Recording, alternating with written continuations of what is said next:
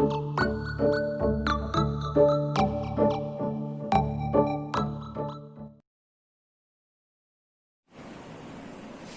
very good morning, my dear students. As our discussion topic on conductance of electrolytic solutions, conductivity of materials and their classification, Wheatstone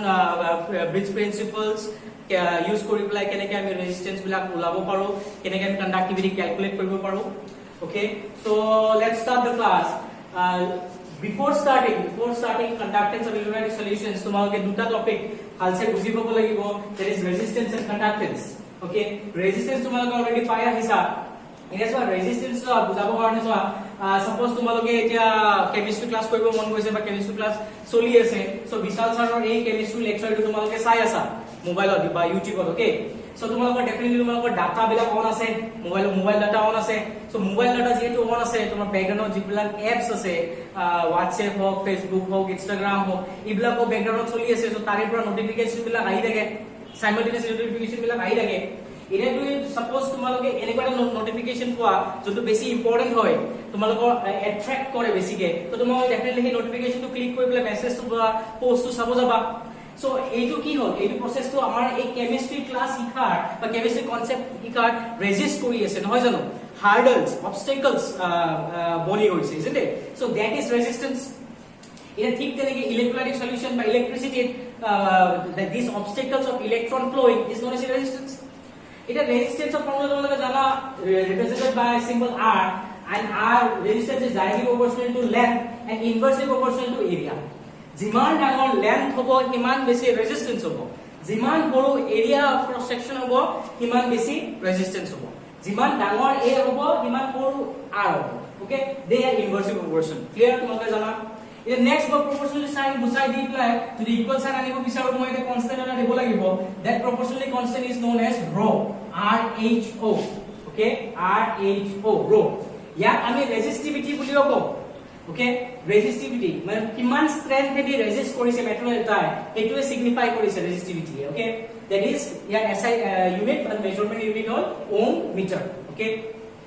এই resistance or measurement unit হল ohm আর measure কিন্তু confuse নহবা, resistance or SI unit কিন্তু kilogram meter square per Siemens. S means Siemens cube ampere square. Okay, Siemens cube ampere square, এটো হল তার SI unit. Clear? Now let's proceed to next topic, conductance. Conductance or conductance resistance or opposite to conductance, flow কৰিব পৰা capacity হয় বা concentrate কৰিব পৰা capacity পৰা process to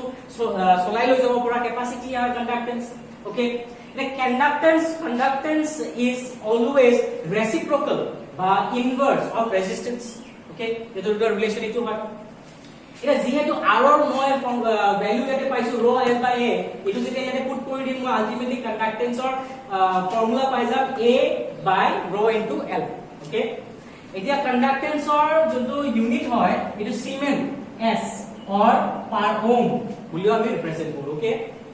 এতিয়া ইয়াতে চোৱা তোমালোকে a by rho into l আছে. এতিয়া conductivity যেনেকে conductance is reciprocal of resistance, ঠিক তেনেকে conductivity is reciprocal of resistivity. Okay, আৰু resistivity মানে কি 1 by resistivity, so 1 by rho means conductivity. এই conductivity ক আমি symbol এটা দি kappa Greek letter like k নহয় যদিও like k kappa দি represent কৰো. Okay, আৰু kappa এটো হল 1 by rho. Okay, year unit হ'ব তোমাৰ Siemens per meter. Conductivity unit hobo SI unit hobo Siemens per meter. Clear? এটা এই kappa বা এই conductivity values বিলাক আমি প্ৰত্যেকটো মেটেৰিয়েলৰ কাৰণে যদি উলাব পাৰো তেতিয়া আমি ক'ব পাৰিম কাৰ কিমান ইলেক্ট্ৰোলাইটিক সলিউশনছৰ কাৰ কিমান conductance হ'ব পাৰে বুলি আমি মেজাৰমেন্ট কৰিব পাৰিম. ওকে, আৰু এইটোৰ বেসিছত আমি মেটেৰিয়েলছ বিলাকক ক্লাসিফাই কৰিছো লাইক গুড কন্ডাক্টৰস, বেড কন্ডাক্টৰস, পুৰ কন্ডাক্টৰস বুলি আমি কৈছিলো আগতে. ইনসুলেটৰছৰ বিষয়ে জানা তোমালোকে, সেমি কন্ডাক্টৰছৰ বিষয়ে জানা, সুপাৰ কন্ডাক্টৰস বুলিও আছে. ওকে, সো এনেকৈ আমি ক্লাসিফাই কৰিছো. So let's come to this. So conductivity values. Conductivity values গোটে টেবল টুল ওয়ান আৰু তোমালোকৰ বুকত টেবল টু দিয়া আছে, চাই লবা. কন্ডাক্টৰস লৈছো দুটা এক্সাম্পল, সোডিয়াম আৰু কপাৰ. সোডিয়াম আৰু কপাৰ তোমালোকে চোৱা, সোডিয়ামত চোৱা 2.1 ইলেক্ট্ৰিক পাৱাৰ 3 গোটেকেটা ইউনিট কিন্তু সিমেন্ট পাৰ মিটাৰত আছে যেহেতু ইটো কন্ডাক্টিভিটি ভ্যালু হয় সো সিমেন্ট পাৰ মিটাৰত আছে গোটেকেটা ভ্যালু সো সোডিয়ামৰ হল 2.1 × 10^3 কপাৰৰ হল 5.9 × 10^3 সো ভ্যালুজ বিলাক বহুত ডাঙৰ ওকে কন্ডাক্টিভিটি ভ্যালুজ বিলাক বহুত ডাঙৰ মানে কিয়তে বহুত বেছিকে কন্ডাক্ট কৰিব পাৰে বহুত বেছিকে ফ্লো অফ ইলেক্ট্ৰনছ বহুত বেছিকে হ'ব পাৰে ওকে এটো ভিতৰটো নেক্সট আমাৰ সোৱা ইনসুলেটৰ এটা एग्जांपल লৈছো গ্লাস বহুত টাইপৰ ইনসুলেটৰছ আছে উড এটা টাইপৰ ইনসুলেটৰ হয় দিস উড ওকে এতিয়া গ্লাসৰ হল 1 × 10^-16 siemens per metre 10 to the power -60 তোমালোকে ভাবিছো যে ইমাজিন কৰিছো কিমান সৰু হ'ব পাৰে ইন কম্পাৰিজন টু কন্ডাক্টৰস সো ইয়াতে কিমান কিনি কন্ডাক্ট কৰি আছে ইয়াতে কিমান কিনি কৰি আছে জেনাৰেল তোমালোকে ডেফিনেটলি ডিফাৰেন্স গম পাইছা ওকে এটা নেক্সট আহা তোমালোকে সেমিকন্ডাক্টৰ দুটা एग्जांपल লৈছো প্ৰাইমাৰী एग्जांपल যোনবিলাক সোলাৰ পেনেলছটো ইউজ কৰা হয় সিলিকন জাৰ্মেনিয়াম তোমালোকে পজিটিভ হোল ভয়েডৰ কথা P type N type semiconductor বিষয়ে ফাৰ্স্ট ইয়াৰত চাগে ফিজিক্সত পাইছা ডেফিনেটলি কেমিষ্ট্ৰিটো আছে ডেফিনেটলি সো ইয়াৰ ভ্যালুজ 1.5 × 10^-2 আৰু জেৰিয়াম হল জাৰ্মেনিয়ামৰ হল 2 নাও এই ভ্যালুটো তোমালোকে এই দুটাৰ লগত কম্পেয়াৰ কৰি চোৱাচোন কাৰ ওচৰত আহে definitely কাৰ ওচৰত তেনেকে আহা নাই but in middle of conductor and in middle of insulator isn't it এটা conductivity values বা কাপ্পাৰ যোনটো ভ্যালু এই ভ্যালুটো ইয়াতৰ আৰু ইয়াতৰ মাজত আছে তাৰ মানে কি যেটা ডেফিনেটলি কন্ডাক্ট কৰিব বা যেটা কন্ডাক্ট কৰিব কাৰণে কেতিয়াবা অলপ এক্সাইটেশন লাগিব কেতিয়াবা এক্সটাৰ্নাল কিছুমান ফেক্টৰ দি আমি তাক হেৰি কৰিব লাগিব পিঞ্চ কৰিব লাগিব পুশ কৰিব লাগিব বা টেম্পাৰেচাৰ প্ৰেছাৰ এইবিলাক ফেক্টৰছ আছে ডেফিনেটলি এটা কন্ডাক্টিং হয় বাট কন্ডাক্টৰছৰ দৰে সেমি কন্ডাক্টৰছ যতক মানে এটা পুশ লাগে এটা ইনিশিয়েশন লাগে ওকে নেক্সট আমি চাও aqueous solution conductivity values ৰ ওপৰত ডিসকাস কৰো সো aqueous solution ৰ দুটা एग्जांपल লৈছো পিওৰ ওয়াটাৰ আৰু NaCl সোডিয়াম ক্লোৰাইড সলিউশন আৰু ইয়াৰ লৈছো মই 0.01 মোল প্ৰথমতে পিওৰ ওয়াটাৰটো সব পিওৰ ওয়াটাৰ মানে কি only H2O এটা পিওৰ ওয়াটাৰ বুলি কোৱা হৈছে মানে H+ আয়ন আছে আৰু OH নিগেটিভ আয়ন আছে কিন্তু জেনাৰেলি যেটো পিওৰ ওয়াটাৰ থাকে ন এই পিওৰ ওয়াটাৰৰ যেটো মোলাৰ কনসেন্ট্ৰেচন থাকে এটা বহুত কম থাকে 10 to the power -7 molar concentration or usura ase approximately thake okay so the pure water normal ama tap water ba well water etu nohoy etu hol on pure water the pure water is the concentration is very less than -7 molar it is what jeto concentration to iman kom hoy tar mane yar majot yar pure water or majot bitorot H+ or OH negative or presence of kom thakibo যেহেতু H+ আৰু OH নেগেটিভৰ presence কম আছে তো conduction বা conductivity কৰিব কোনে কম আয়নসে কৰে generally আয়নসে conduct কৰে aqueous solution so আয়নসৰ amount যদি কম থাকে কন্ডাকশন ডেফিনেটলি কমে হ'ব বেছি তো নহয় ওকে সো এইটো কাৰণে পিওৰ ওয়াটাৰৰ কন্ডাক্টিভিটি ভ্যালু বা কাপ্পা ভ্যালু ইজ 3.5 × 10^-5 क्लियर তোমালোকে মনত ৰাখিবা যে পিওৰ ওয়াটাৰৰ কন্ডাক্টিভিটি ভ্যালু বহুত কম এতিয়া সাপোজ এই যেটো ওয়াটাৰ পিওৰ ওয়াটাৰ আছিলে ইয়াতে মই NaCl এড কৰি দিলো মই কি এড কৰিলো NaCl এড কৰিলো বেছি কৰিব দৰকাৰ নাই অকনমান কনসেন্ট্ৰেচনে লম 0.01 মোলাৰ 0.01 মোলাৰটো বেছি ডাঙৰ এমাউন্ট নহয় মানে এতিয়া যেতিয়া আমি NaCl এড কৰি দিলো তেতিয়া আমি দেখি পালো যে aqueous solution of NaCl মানে কি NaCl ৰ লগত pure water লগ লাগি আছে that is what aqueous solution of NaCl aqueous solution of anything means that thing plus water it is so conductivity value বাঢ়ি প্লাস 0.12 হৈ গল কোড 10 to the power -5 আছিলে code 0.12 হৈ গল is it so definitely বাঢ়ি গল আর concentration আমি কিন্তু NaCl ৰ amount two বেছি use কৰা নাই বহুত কমে লৈছো 0.01 মোলাৰ লৈছো এই বুলি তো আমাৰ কনসেন্ট্রেশন বাঢ়ি গল ওকে সো হোপফুলি তোমালোকে বুজি পাইছা কিয় বাঢ়ি গল কাৰণ ই অটোমেটিক্যালি ওয়াটাৰৰ লগত যোৱা ওয়াটাৰৰ সোমাওতে ইয়াৰ ব্ৰেকডাউন হৈ গল ডিসোসিয়েট হৈ গল যিকোনো ইলেক্ট্ৰোলাইটিক ক্ৰিস্টাল ইলেক্ট্ৰোলাইটিক সলিউশন বা যিকোনো ionic molecule aqueous solution not breakdown হৈ যায় বা ডিসোসিয়েট হৈ যায় into positive means cations and anions so NaCl breakdown হৈ যাব Na positive আৰু Cl minus so যেতিয়া হি যেতিয়া হি ব্ৰেক ডাউন হৈ গ'ল এটা সলিউশনত ডেফিনেটলি ইফালে কেটায়ন চোৱা Na পজিটিভ হ'ল H প্লাস হ'ল তো কেটায়নছৰ কনসেন্ট্ৰেচন বাঢ়ি গ'ল ইফালে এনায়নছৰ কনসেন্ট্ৰেচন বাঢ়ি গ'ল আয়নছৰ এজ এ হোল আয়নছৰ কনসেন্ট্ৰেচন বাঢ়ি যোৱাৰ লগে লগে এটা কণ্ডাক্টিভিটিও বাঢ়ি গ'ল okay Okay, so students, let's proceed and let's discuss about conductors. So first, I mean, the conductors we discuss koribo bole ami first discuss koribo lage metallic conductors koribo okay. Here metallic conductors ba jibila conductors metal form ase kiote kyo conductors hoy yote kyo conduct kore okay. The main reason is they have got free electrons present inside them. Metals so characteristics ami itu janu metallistic property বা মেটেলৰ যোন character হয় আমি জানো যে এটা electrons donate কৰিব পাৰে বা ইলেক্ট্ৰনছ ৰিলিজ কৰিব পাৰে ওকে সো যত ডেফিনেটলি ফ্ৰী ইলেক্ট্ৰনছ আছে কাৰণে এটা ডোনেট কৰিব পাৰে বা ৰিলিজ কৰিব পাৰে সো এইটো ৰিজনৰ কাৰণে এটা কণ্ডাক্ট কৰে ওকে সো এটা গুড কণ্ডাক্টৰ্স দে আৰ মেটালিক কণ্ডাক্টৰ্স আৰ গুড কণ্ডাক্টৰ্স যিকোনো ফৰ্মত সলিড হোক একুয়াস হোক মলটেন হোক যিকোনো স্টেটৰ যেতে গুড কণ্ডাক্টৰ্স হিচাপে বিহেভ কৰে ওকে এটা তোমালোকে মেটালিক কণ্ডাক্টৰৰ ইন ডেপথৰ এটা হেৰি চোৱা সাপোজ মই এক্সাম্পল লৈছো আইৰনৰ ওকে স্মল পিস অফ আইৰনৰ thousands of millions of atoms থাকিব আইৰনৰ এতিয়া চোৱা এই আইৰন এটো মই লৈছো যে এটো এটা নিউক্লিয়াছ বা দিয়া কাৰ্নেল বুলি কোৱা হয় কাৰ্নেল মানে হ'ল তোমাৰ nucleus and the inner shell electrons. Inner shell electrons plus nucleus is called kernel. And the valence shell electrons in the outermost side of indicate koi this. Okay. Iron ore generally d orbital or sota electron valence thake and out of s orbital that means 4s orbital এটা দুটা থাকিব so approximately এটা 8টা free valence electrons আছে so এইটা মই স্ট্ৰাকচাৰত depict কৰিছো তোমালোকে চোৱা এতিয়া চোৱা এনেকুৱা হৈছে যে these atoms of iron are floating on an ocean of electrons iron or kernel বিলাক বা iron or nucleus বা inertial structure to float kori ase ocean of electrons clear acha etu tumalok bujibo help koribo this conductance of factors bila tinta conductance of factors hoy je conduct koribo eto ki criteria ase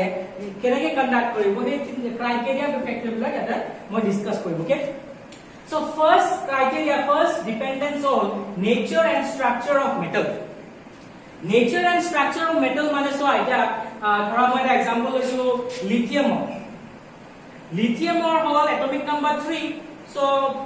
দুটা electron আৰু outer মোস্টত এটা okay so ইয়াৰ valence electron হল 1 আকৌ ইফালে সোডিয়ামৰ সোৱা দুটা total 8টা আছে and valence electron আৰু এটা isn't it year atomic number 11 so এনেকে আছে এতিয়া চোৱা এই লিথিয়ামৰ নিউক্লিয়াছৰ পৰা আউটাৰ মোস্ট যোনটো শেল হয় আউটাৰ মোস্ট ইলেক্ট্ৰন হয় এটো বেছি দূৰত না সো হিয়তৰ যোনটো এট্ৰাকচন পাৱাৰ নিউক্লিয়াছৰ এইটো ইলেক্ট্ৰনৰ ওপৰত এটো বেছি ইয়াৰ চোৱা ইয়াৰ সাইজটো অলপমান ডাঙৰ সো ইয়াৰ যোনটো ভ্যালেন্স ইলেক্ট্ৰন অলপমান দূৰত আছে সো ইয়াৰ নিউক্লিয়াছৰ যোনটো পাৱাৰ হ'ব ইয়াৰ ওপৰত অলপমান ডেফিনেটলি ইয়াতকে অলপমান কম হ'ব এজ এ ৰিজাল্ট সোডিয়ামে ইলেক্ট্ৰন বেটাৰ ৱেট ৰিলিজ কৰিব পাৰিব easily in comparison to lithium day মই এটা লিথিয়াম লগত কম্পেয়াৰ কৰিছো যেটো সোডিয়ামৰ ইলেক্ট্ৰন ইজিলি ৰিলিজ কৰিব পাৰিব in comparison to lithium এইটো সো সাইজৰ ওপৰত ডিপেন্ড কৰিও তোমাৰ কণ্ডাক্টিভিটিৰ ওপৰত ৰিলেশন আছে ক্লিয়াৰ হপফুলি তোমালোকে বুজি পাইছা এটা next one number of valence electron per atom yes number of valence electron per atom ওপৰত ডিপেন্ড কৰে লিথিয়াম বা সোডিয়ামৰ এটা আছে ইয়াৰ দৰে সাইজ থকা সোডিয়ামৰ পিছত ম্যাগনেসিয়াম আহিব ম্যাগনেসিয়ামৰ আছে দুটা ইলেক্ট্ৰন সো ইয়াৰ ভ্যালেন্স ইলেক্ট্ৰন দুটা হল ইয়াৰ ভ্যালেন্স ইলেক্ট্ৰন এটা হল so definitely number of free electrons ম্যাগনেসিয়ামৰ যোনটো স্ট্ৰাকচাৰ থাকিব তাত বেছি হ'ব সো ম্যাগনেসিয়ামৰ যোনটো কণ্ডাক্টিভিটি হ'ব ডেফিনেটলি সোডিয়ামতকৈ অলপমান বেটাৰ হ'ব okay In next tomorrow other factor hoy temperature is a very fundamental factor of conductivity of metallic conductors okay so temperature আমি যেতিয়া ইনক্ৰিজ কৰিম যিকোনো এটা মেটেলৰ যেতিয়া আমি টেম্পাৰেচাৰ ইনক্ৰিজ কৰিব ষ্টাৰ্ট কৰিম তেতিয়া ইনিশিয়ালি বিগিনিঙত কি হ'ব এই ইয়াৰ কণ্ডাক্টিভিটিটো ইনক্ৰিজ ডেফিনেটলি হ'ব বিগিনিঙত ইয়াৰ কণ্ডাক্টিভিটি ইনক্ৰিজ হ'ব কিয় হ'ব এটা সো আইৰনৰ যদি মই হিট কৰো বা টেম্পাৰেচাৰ বঢ়াই দিওঁ ইয়াতে থকা ইলেক্ট্ৰন ফ্ৰী ইলেক্ট্ৰন বিলাক মুভমেন্ট কৰা ষ্টাৰ্ট কৰিব ভাইব্ৰেট কৰা ষ্টাৰ্ট কৰিব যেটো ইয়াতে এনাৰ্জি পাই আছে আৰু এই মুভমেন্ট বা এনাৰ্জি ফ্লোৰ পৰাই তো আমি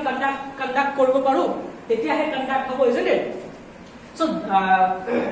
ইনিশিয়ালি কি হয় যেতিয়া হিট দিলো তেতিয়া কণ্ডাক্টিভিটি ইনক্ৰিজ হ'ব উইথ ইনক্ৰিজিং টেম্পাৰেচাৰ বাট যেতিয়া আমি টেম্পাৰেচাৰটো বঢ়াই বেছিকে বঢ়াই দিম তেতিয়া কি হ'ব ইয়াৰ যোনটো ভিতৰৰ কাৰ্নেল ষ্ট্ৰাকচাৰ আছে এই কাৰ্নেল ষ্ট্ৰাকচাৰটো এনাৰ্জি পাই পেলাই ইয়াৰো শেপ বা ইয়াৰো ষ্ট্ৰাকচাৰ ডিস্টৰ্ট বা বেয়া হোৱা ষ্টাৰ্ট হ'ব মানে শেপ চেঞ্জ হোৱা ষ্ট্ৰাকচাৰ চেঞ্জ হোৱা ফৰ্ম চেঞ্জ হোৱা ষ্টাৰ্ট হ'ব এইটো ষ্টাৰ্ট হোৱাৰ লগে লগে তো হি অটোমেটিকলি মলিকুলটোৱেটো ভিতৰৰ মলিকুলৰ এটমছ বিলাকেটো স্কেটাৰ হৈ গ'ল স্কেটাৰ আই মিন ব্ৰেকডাউন হৈ গ'ল স্কেটাৰ নহয় ব্ৰেকডাউন হৈ গ'ল সো এতিয়া যেতিয়া হেৰি হৈ গ'ল ব্ৰেকডাউন হৈ গ'ল ইয়াৰ শেপ ভাল নাই ইয়াৰ ষ্ট্ৰাকচাৰ ভাল নাই সো ডেফিনেটলি ইয়াৰ কণ্ডাক্টিভিটিটো হেম্পাৰ হ'ব ইয়াৰ কনসেন্ট্ৰেচন বা ইয়াৰ কণ্ডাক্টিভিটি ডেফিনেটলি টেম্পাৰেচাৰ বেছিকে বঢ়াই দিয়াৰ লগে লগে হেম্পাৰ হ'ব so as a result we say temperature decreases with increase in conductivity decreases with increase in temperature initially ki hobo initially kintu ete increase hobo okay aru pisot eta badhai din tetia decrease hobo with increase in temperature clear next ahil amar superconductor we discuss koro superconductors are conducting materials only any material which will have zero resistivity মানে আমাৰ নৰমালি যিবোৰ substance আমি পাও সবৰে অলপ হলেও point something হলেও বা 10 টু পাওয়ার মাইনাস সামথিং হলেও রেজিস্টিভিটি থাকে but superconductors are that type of conductors which will have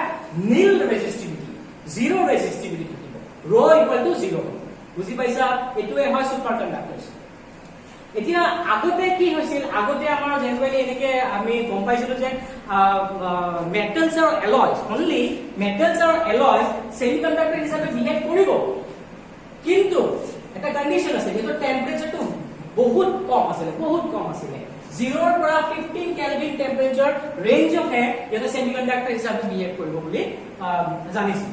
এতিয়া with improvement of technology with improvement of our chemical sector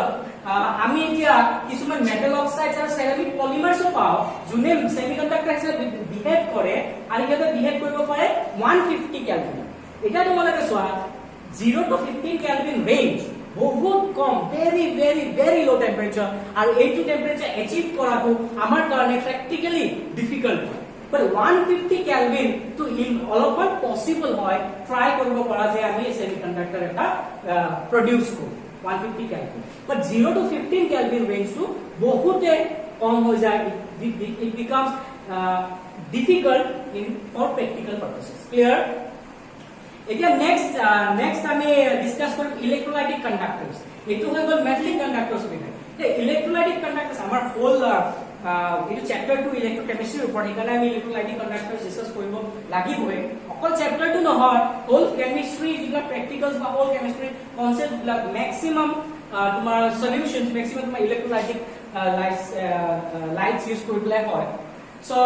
এটো কি হয় যে আমি পিওৰ ওয়াটাৰ কথা ডিসকাস কৰিছো তেতিয়া অলপ আগতে isn't it পিওৰ ওয়াটাৰৰ কন্ডাক্টিভিটি ভেরি লো বহুত কম হয় just because your concentration H+ or OH negative concentration pure ওয়াটাৰৰ বহুত কম okay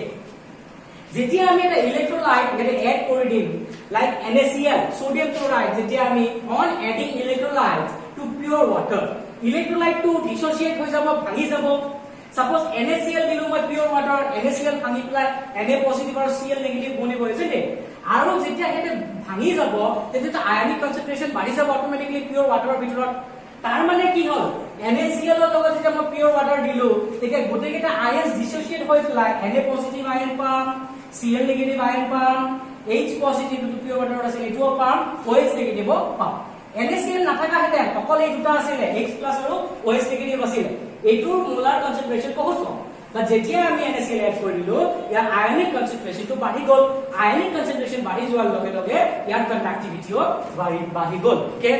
এতিয়া আমি নেক্সট চাম ইয়াৰ কি ফ্যাক্টৰস আছে কি ফ্যাক্টৰস ওপৰত ইলেক্ট্ৰোলাইটিক কণ্ডাক্টৰৰ কণ্ডাক্টিভিটিটো ডিপেন্ড কৰে okay So, okay, students, let us have a look on the factors on which electrolytic conductors conductivity depend upon. First, all assess our nature of the electrolyte. G2 electrolyte I use for electrolytic conductor hoy amar electrolytic solution electrolytes ase. So, ei electrolyte on nature upor depend koribo nature bulile tumaloke paisa strong electrolytes, weak electrolytes of koi paisa isn't it? So, strong electrolytes is always better for more better conductivity strong electrolyte is better okay kyo better hoy as a strong electrolytes exactly ki hoy the electrolytic solutions which can completely dissociate ki hobo etor completely dissociate means completely break down hobo positive ion and negative ion completely break down weak electrolytes partially hoy কিছুমান amount hoy কিছুমান amount নহয় এই কারণে এটা weak electrolyte so strong electrolyte is better for better conductivity of electrolytic solution next over nature of solvent আচ্ছা solvent আমি ইতিয়ালৈকে যিমান explanation দিলো যাতে আমি solvent to generally pure water to low discuss কৰি আছো এ pure water বা waterৰ বাহিৰেও বেলেগ solutions ও থাকে like alcohol benzene etc okay এতিয়া এটোৰ ওপৰত ডিপেন্ড কৰিব সলভেন্টৰ ওপৰত ডিপেন্ড কৰিব কেনেকে তাৰ ব্ৰেকডাউন হ'ব কেনেকে তাৰ ডিসোসিয়েশন হ'ব কেনেকে ই আয়নছত স্প্লিট হ'ব এটো সলভেন্টৰ ওপৰত ডিপেন্ড কৰে ওকে ক্লিয়াৰ এটা নেক্সট ফ্যাক্টৰ হয় সাইজ অফ আয়নস এটা সাইজ yes okay সাইজৰ ওপৰত ডিপেন্ড কৰে স্মলাৰ সাইজ হলে ডেফিনেটলি তোমালোকে ভাবি চোৱা যদি স্মলাৰ সাইজ হলে এটা ইখিনি মানৰ থিকনেছৰ পাইপৰ থ্ৰু দি বেটাৰ কণ্ডাক্টিভিটি হ'ব নে যদি বিগাৰ আয়নস থাকে ইমান ডাঙৰ আয়নস থাকে যদি ইফালদি পাস কৰো এটো বেটাৰ হ'ব নে সৰু আয়নস বেটাৰ হ'ব definitely conductivity for smaller ions are better hobo so size of the ions will matter kore depend kore ইয়াৰ উপর okay smaller hole better conductivity here next hobo concentration of electrolytes obviously concentration of electrolytes tumi jiman concentration jiman molar concentration diba himan better hobo but jodi lagat keo besio di dia concentration ketiaba suppose amar logot electrolytic solution ase suppose yate pure suppose alcohol lola ba pure water lola yate tumi jodi sodium chloride solutions electrolyte loisa sodium chloride okay etia yar jodi tumi suppose 3 molar loa 3 molar solution loisa tumi yar water tetia hole definitely yar molar concentration besi so number of ions besi definitely yar conductivity o besi hobo tumi jodi kom loa definitely number of ions ইয়াৰ ভিতৰত থকা number of ions তো কম হ'ব আৰু number of ions কম হলে মানে কি কণ্ডাক্টিভিটিও কম হ'ব বাট তুমি যদি 3 মোলাৰৰ ঠাই তুমি যদি সাপোজ ডাবল ললা 6 মোলাৰ ডাবল ললে 6 মোলাৰ ললে এটা কি হ'ব তোমাৰ ইয়াতে জ্যাম প্যাক হৈ যাব number of moles jam pack হ'ব number of moles jam pack হলে তেতিয়া তো অটোমেটিক্যালি আগুৱাই যোৱাত বাধা পাব অবস্টেকল পাব মানে কলিজন হ'ব চান্সেস থাকে so এইটো কাৰণে ইহঁতৰ কণ্ডাক্টিভিটিটো বেছিকে বঢ়াই দিলে হাম কৰে বা আৰু কম থাকিলেও কণ্ডাক্টিভিটিটো কম হ'ব so এটা মডাৰেট কনসেন্ট্ৰেচন লাগে so that ইহঁতৰ কণ্ডাক্টিভিটিটো বেটাৰ হয় ভাল হয় হাই কণ্ডাক্টিভিটি নেক্সট আমি temperature next factor hall temperature the temperature যিমান বঢ়াই দিম definitely তাৰ কণ্ডাক্টিভিটিও বাঢ়ি যাব isn't it যিমান টেম্পাৰেচাৰ বঢ়াই দিম সিমান তাৰ কণ্ডাক্টিভিটি বাঢ়ি যাব in case of electrolytic conductors okay clear এতিয়া সো